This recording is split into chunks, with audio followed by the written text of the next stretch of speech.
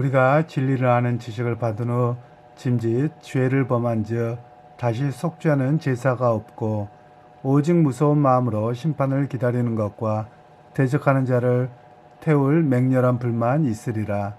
모세의 법을 폐한 자도 두세 증인으로 말미암아 불쌍히 여김을 받지 못하고 죽었거든. 하물며 하나님의 아들을 짓밟고 자기를 거룩하게 한 언약의 피를 부정한 것으로 여기고 은혜의 성령을 욕되게 하는 자가 당연히 받을 형벌은 얼마나 더 무겁겠느냐. 너희는 생각하라.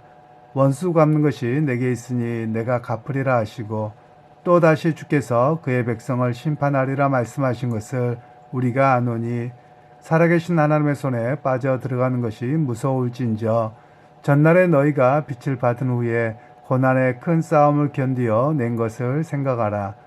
혹은 비방과 환난으로서 사람에게 구경거리가 되고 혹은 이런 형편에 있는 자들과 사귀는 자가 되었으니 너희가 갇힌 자를 동정하고 너희 소유를 빼앗기는 것도 기쁘게 당하는 것은 더 낫고 영구한 소유가 있는 줄 알미라. 그러므로 너희 담대함을 버리지 말라. 이것이 큰 상을 얻게 하느니라. 너희에게 인내가 필요함은 너희가 하나님의 뜻을 행한 후에 약속하신 것을 받기 위함이라. 잠깐 후면 오실 이가 오시리니 지체하지 아니하시리라. 나의 의인은 믿음으로 말미암아 살리라. 또한 뒤로 물러가면 내 믿음이 그를 기뻐하지 아니하리라 하셨느니라. 우리는 뒤로 물러가 멸망하는 자가 아니요 오직 영혼을 구원함에 이르는 믿음을 가진 자니라. 오늘 말씀은 영원한 나라를 바라보며 사는 자라는 제목으로 말씀을 나누겠습니다. 오늘 26절에서 31절 말씀에는 배교한 사람들에 대한 이야기를 먼저 합니다. 배교라고 하는 것은 핍박으로 인해서 예수님을 버리는 사람을 이야기를 합니다.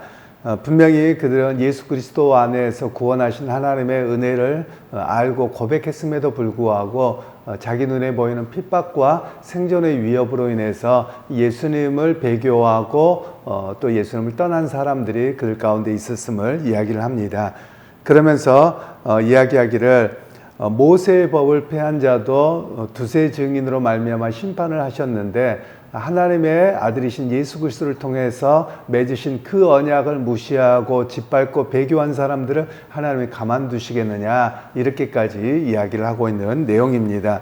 그러므로 믿음에서 떨어져 나간 배교 행위는 더 큰 하나님의 심판을 불러올 것이다, 이렇게 말씀을 하고 있는 것이지요. 사실 우리 한국교회가 종종 말씀을 드렸습니다만 한국교회의 그 뿌리가 사실은 좀 약한 부분을 갖고 있습니다. 그래서 우리가 신사참배에 대한 이야기입니다. 우리나라에 신사참배와 동방요배가 있었는데요. 신사참배 때 한국교회 대부분이 다 신사참배를 용인했습니다. 그것이 교회를 지키는 이유다, 이렇게 해버렸습니다. 그리고 나서 교회의 순수성을 잃어버린 것이 또한 우리 한국교회의 연약한 고리라고 할 수 있습니다. 물론 어떤 사람들은 신사참배를 안 했다, 이런 사람들도 있겠지만 대부분의 사람은 또 동방요배를 했습니다. 이 동방요배라고 하는 것은 무엇이냐면 일왕이 일본의 국기가 이렇게 둥그런 그 빨간 해죠. 그래서 동쪽을 향해서 묵념을 하는 것을 동방요배라고 합니다. 그런데 우리나라에서는 그것이 국가의례다. 그래서 태극기한 경례나 죽은 순국 선열에 대한 묵념으로 우리에게 와버렸습니다. 사실 우리가 하지 않았어야 될 부분들인데 순국 선열에 대한 묵념도 사실은 기독교인의 입장에서는 옳은 것이 아닙니다. 그럼에도 불구하고 국가의례로 우리에게 자리를 잡아서 지금은 학교에서 조례를 안 하겠습니다만 과거에 학교에 조례를 하면 꼭 이것 때문에 이렇게 우리에게 시험을 들게 했던, 또 어떤 이들은 전혀 의식이 없었죠. 왜냐하면 한국교회가 그 면에서 눈을 감고 국가의례라고 하면서 해왔던 모습 때문에 사실 한국교회는 이런 우상적인 요소를 잘 걸러내지 못한 이런 약점을 갖고 있기는 합니다. 그런 면에서 우리가 다시 한번 기억할 필요가 있습니다. 과연 내 신앙이 바르게 말씀 위에 뿌리를 내리고 있는가, 아니면 세속주의나 우상주의와 이렇게 영합해서 있는 것은 아닌가를 우리가 사실 되돌아볼 필요가 있습니다. 실제로 한국 교회에서는 많은 배교자들이 있었음에도 불구하고 자기가 배교했다고 말하는 사람을 거의 본 적이 없습니다. 그리고 그냥 목사가 되고 교회의 장로가 되고 지도자가 되어서 아무렇지도 않은 것처럼 그냥 행했던 것이 또 우리 한국 교회의 약점이기도 합니다. 바로 그런 면에서 하나님 앞에 갔을 때는 어떻게 될지 모르겠습니다. 진정한 회개가 있다면 하나님이 받아주셨겠지만 그렇지 못한 모습이 우리의 모습이 아닌가 싶기는 합니다. 그러다 보니 실제로 우리 한국 교회에 사라져버린 것이 치리권이라고 이야기를 합니다. 우리는 치리권이라고 하면 굉장히 불편하게 생각하는데요. 치리권이라는 말은 교회의 세 가지의 지표를 이야기합니다. 교회가 교회로서의 모습이 어떤 교회냐? 첫 번째는 정당한 하나님의 말씀의 선포가 있어야 되고요. 그리고 정당한 성례가 집행이 돼야 됩니다. 그리고 세 번째로는 교회의 치리가 살아 있어야 됩니다. 그런데 한국 교회는 치리가 없는 교회입니다. 그래서 만일에 그분의 신앙이 잘못되었을 때 또는 삶의 모습들이 죄를 지었을 때 교회가 행할 수 있는 게 아무것도 없습니다.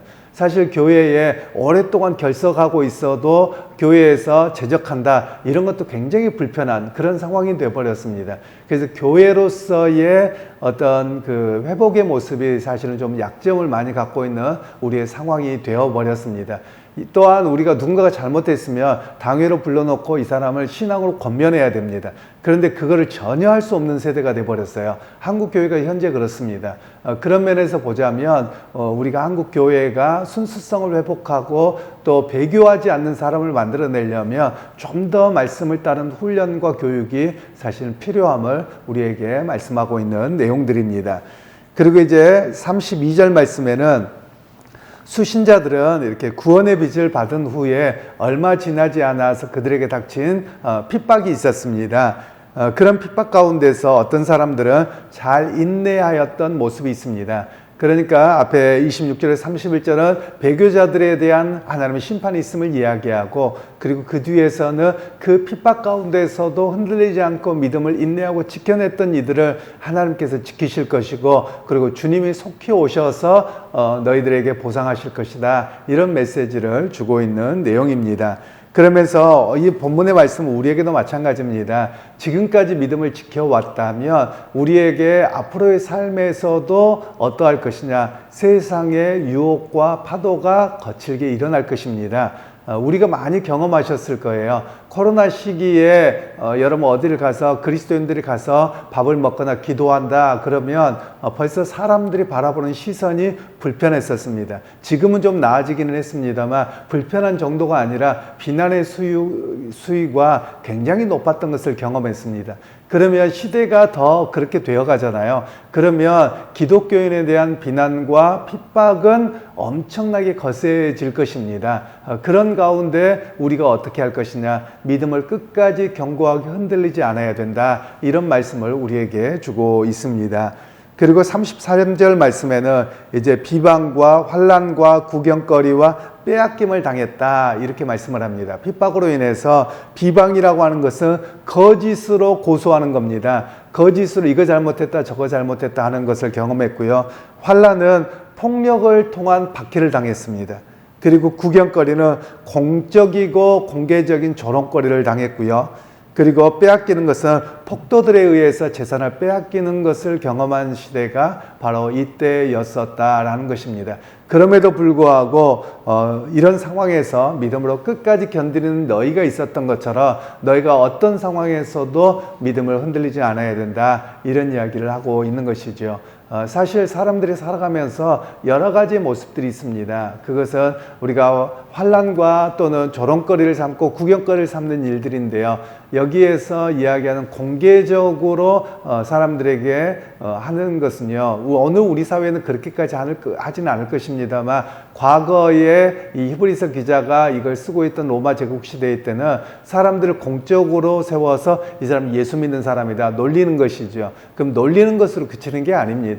이 사람의 모든 삶에 연결된 걸 다 끊어버리려고 하는 거예요. 그런 상황까지 내몰렸던 성도들이 로마 시대의 성도들이었던 것이죠. 그런 가운데서도 믿음을 저버리지 않았기 때문에 오늘 우리에게도 믿음의 역사가 이어졌던 것입니다. 그러면서 34절에 너희가 갇힌 자를 동정하고 너희 소유를 빼앗기는 것도 기쁘게 당한 것은 더 낫고 영구한 소유가 있는 줄 알미라. 즉 자신이 이 땅에 있는 것이 전부가 아닌 것을 알고 고백했기에 하늘의 것을 바라보았기 때문에 그것에 빼앗김을 당하더라도 믿음을 놓지 않았다라는 것입니다. 그런 면에서 우리가 배교자들과 또 믿음을 가진 사람들의 비교를 해볼 수 있습니다.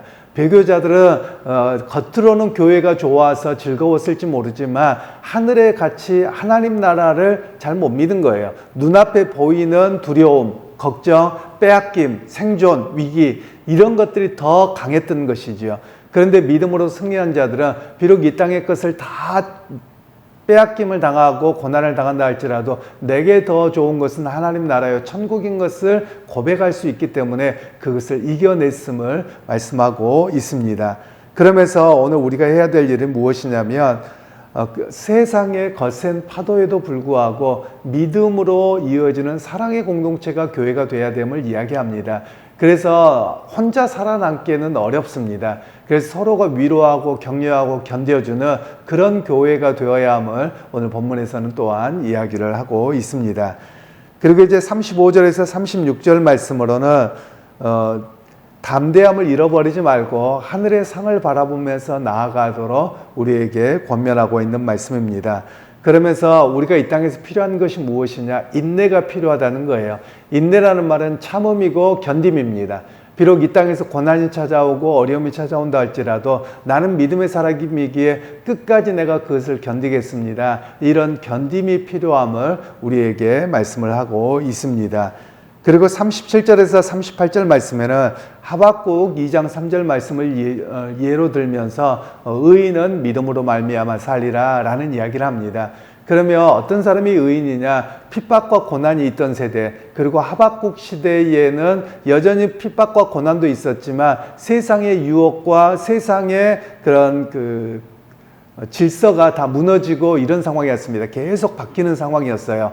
그런 상황에서도 내가 변하지 않는 것은 주님에 대한 온전한 믿음입니다. 이렇게 살아왔다는 것이죠. 그래서 여러분 우리가 살아가는 시대에는 더 많은 변화가 있을 겁니다. 그냥 지금 이 정도가 아니라 요즘에 최근에 보면 인공지능 AI다 이런 이야기도 많이 나오죠. 아마 이런 일들이 우리가 살아가는 시대에 볼 겁니다. 훨씬 더 많이 나갈 겁니다.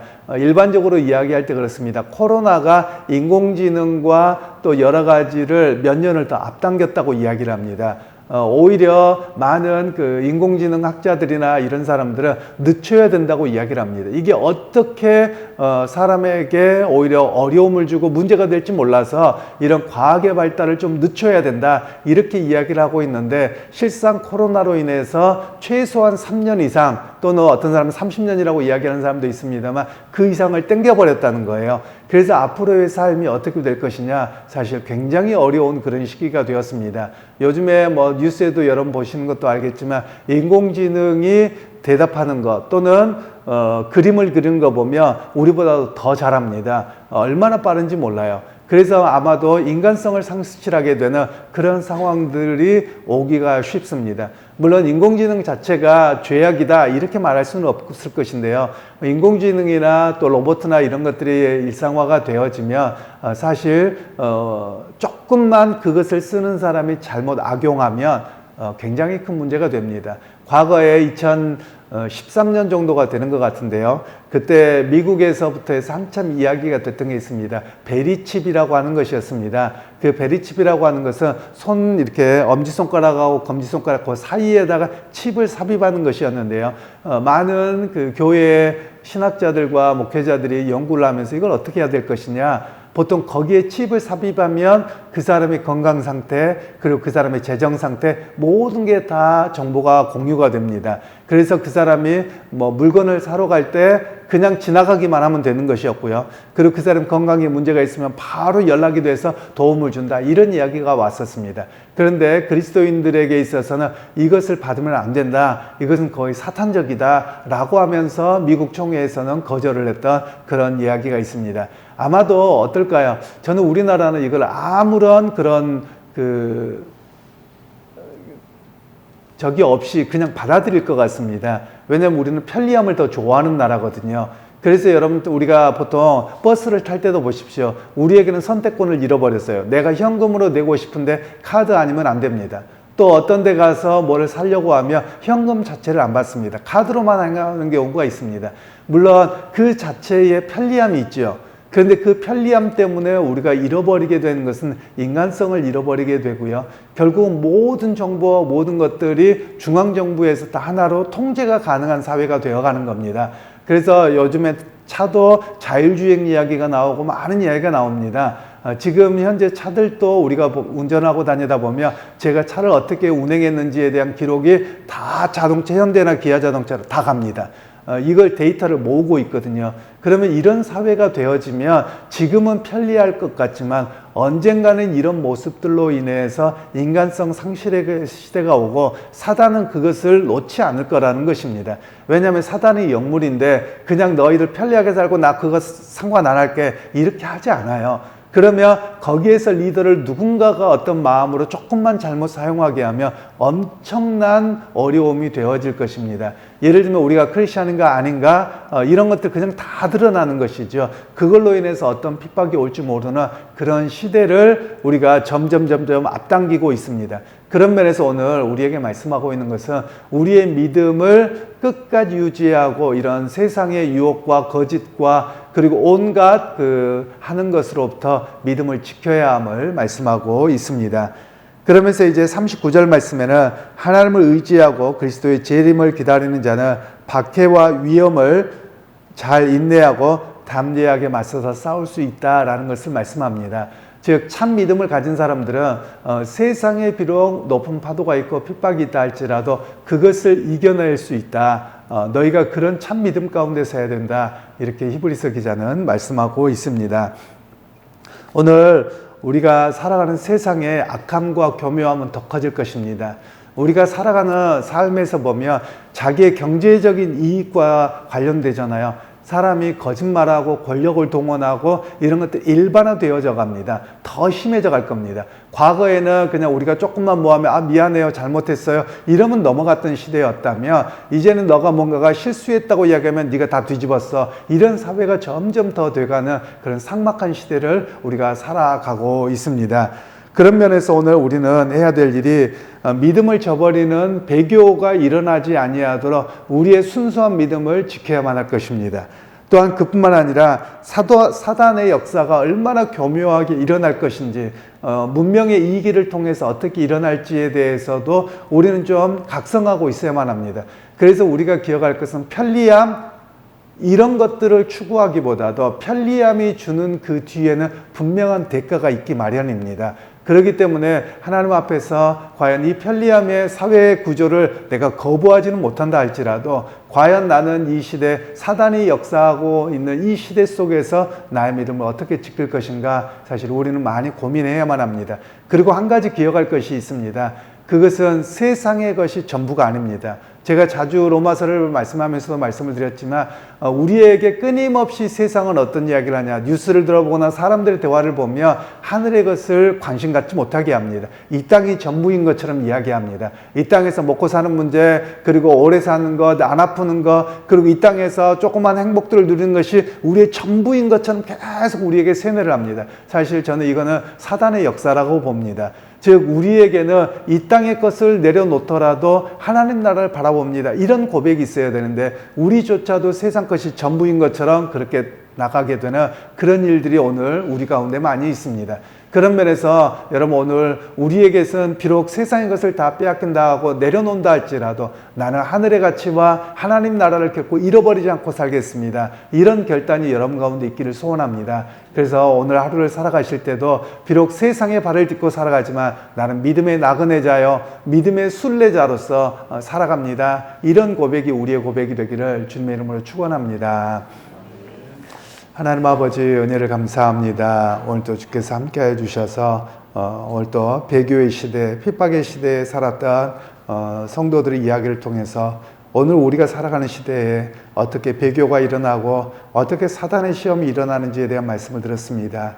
하나님 사탄이 교묘하게 우리를 하늘의 것을 추구하고 나가는 것을 하지 못하도록 세상에만 머물러 있도록 우리의 시각과 삶을 바꿔버렸습니다. 하나님 그 가운데 깨어있는 우리가 되게 하시고, 하나님 비록 우리가 어떤 상황에서도 하늘의 가치와 하나님 나라를 잃어버리지 않는 믿음의 순례자들이 다 되게 하여 주옵소서. 예수님의 이름으로 축복하며 기도하옵나이다.